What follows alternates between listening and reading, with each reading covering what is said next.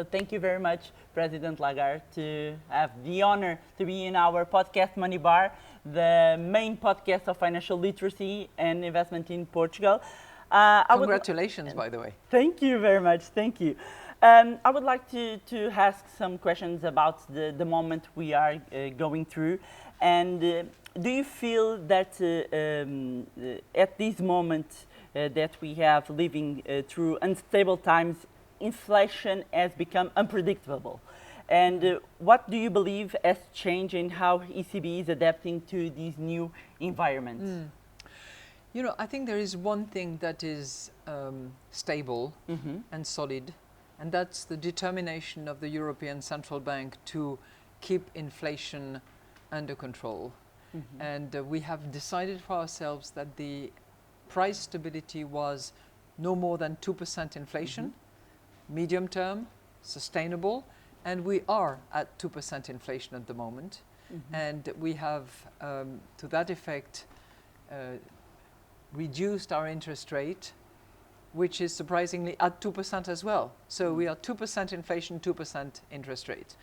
And that's a position which we have fought hard for, but which I think puts Europe in a good position to face the uncertainty that we have. So, but do you feel the citizens and business are prepared for this new, more volatile reality? Because the world has changed. If we look at some years ago, we have negative interest rates, someone that we never found in books, in economic books. And now we have a new reality, and we have a lot of things that impact, like the pandemic, the wars, the energy crisis. The families, the business prepared to this new reality? You know, I think in a way we are all prepared for new shocks, because we have collectively gone through those huge shocks that you mentioned. You know, families and businesses, whether small or big, had to face the pandemic, the shutdown of the economy for many. And then we faced the, very significant increase of energy prices that all of us had to put up with. And then we had the war at the doorstep of Europe with this unjustifiable invasion by Russia of Ukraine. And then we had inflation that started to rise and rise.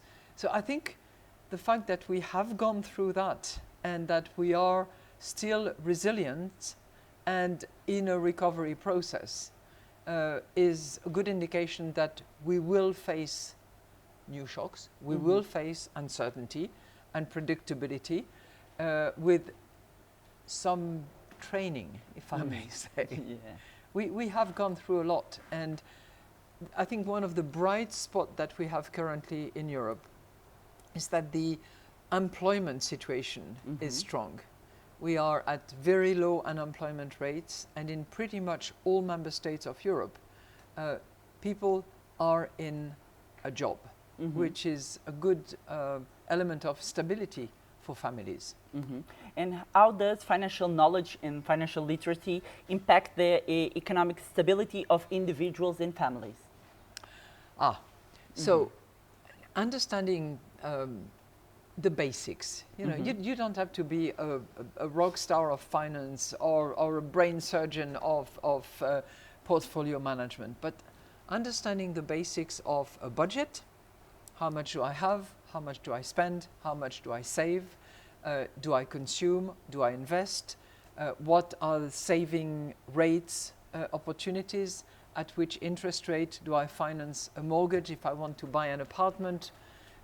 All those basic elements of financial knowledge are helpful to any individual and to any family which is currently managing income and expenses. Yeah, and what initiatives has the ECB undertaken in this area? So we have launched a big campaign on March the 8th this year. And there are many national central banks throughout Europe who have agreed to respond to the challenge, which is that national central banks in Portugal, in Spain, in Italy, in Slovenia, in Finland, in France, commit to spend resources, meaning people and money, on educating and providing financial knowledge and understanding to all who need it, but particularly to women, because it's a fact throughout Europe that financial literacy is relatively low for all, but it's even lower for women. So we need to make a special effort. Yeah, and why do you think that happened? I think it's one of the differences that we have between Europe and the United States. Okay. In the United States, they are, young, no, I wouldn't say young children, but from a very early age, people are told how to invest, why to invest, the value of money. I don't think that in Europe we have spent so much energy and so much education on these issues. So we are lagging behind in financial literacy. We should start in schools?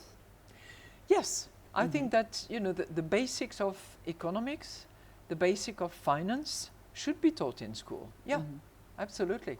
And I tell you something. When I was a finance minister, one of my achievements is to have put together a piece of legislation that protects families, but that protects women in particular, from the risk of signing up to a lot of consumption credit and ways in which eventually you do not control your budget anymore. Yeah. And you find yourself in a very terrible situation of sometimes financial insolvency. And do you think that it's a good practice that could be replicated in other countries? I think people have to be informed, and credit institutions have to be cautious about the way in which they market their products.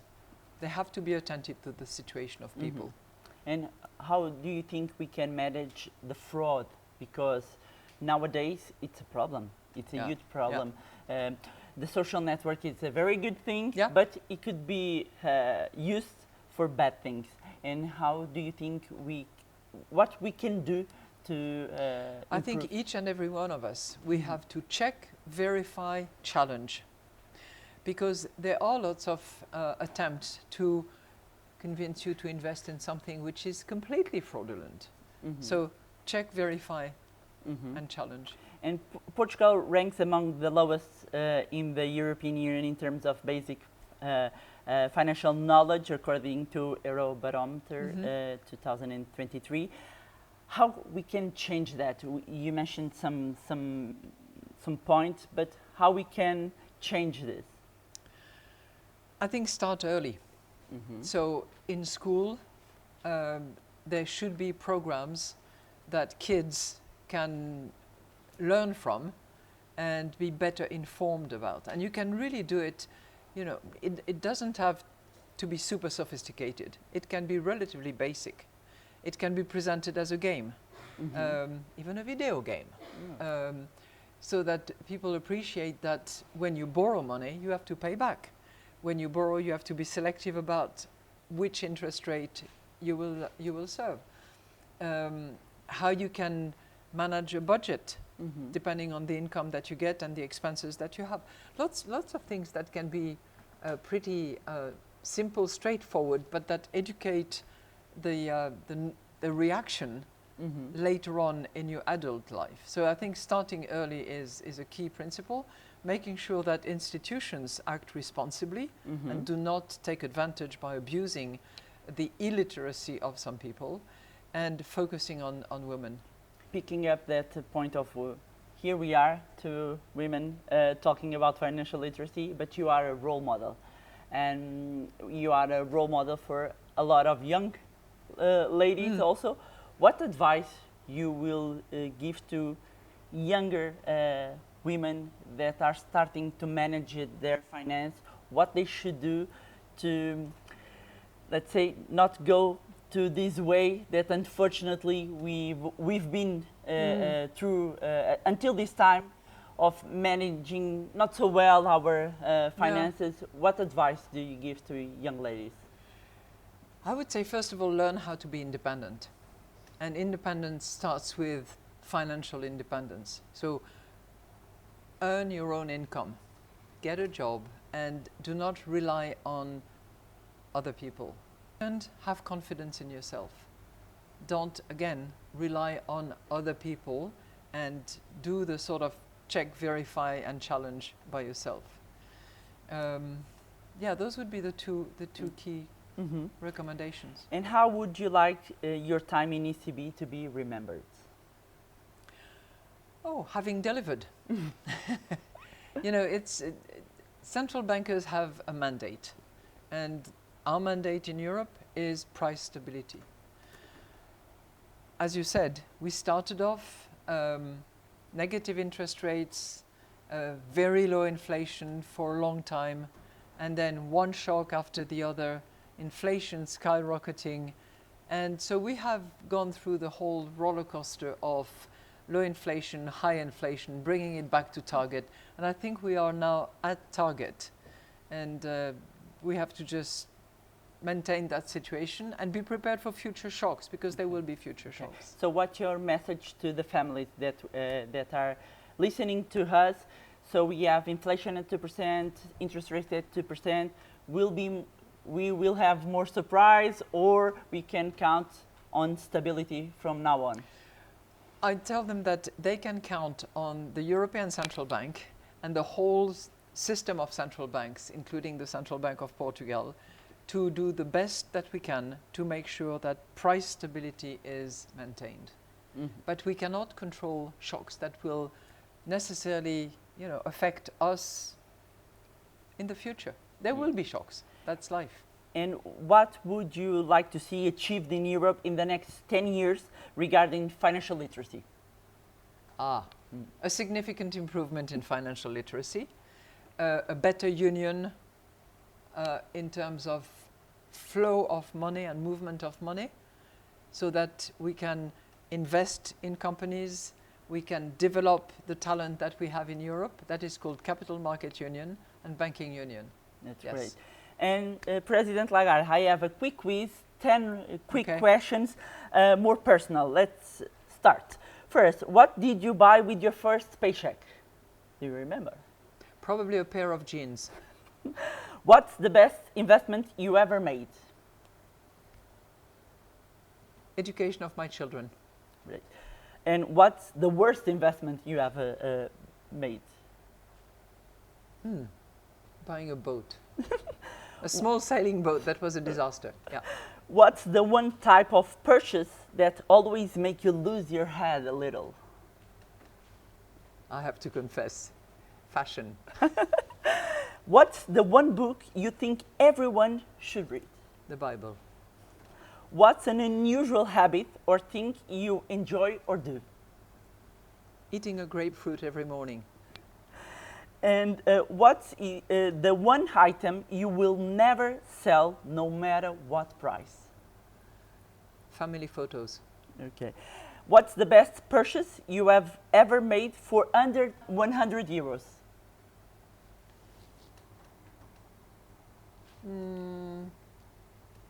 Stuffed animals that I gave to my grandchildren. Great. What's the best financial advice you ever received, and who gave it to you? My American dad. Diversify your investment. And finally, if you have to give one piece of financial advice to a young person, what it would be? Learn how to count. President Lagarde, it was a pleasure and an honor to have you here. Thank you very much. Thank you so much. Thank you. Thank you. Money! Here we go.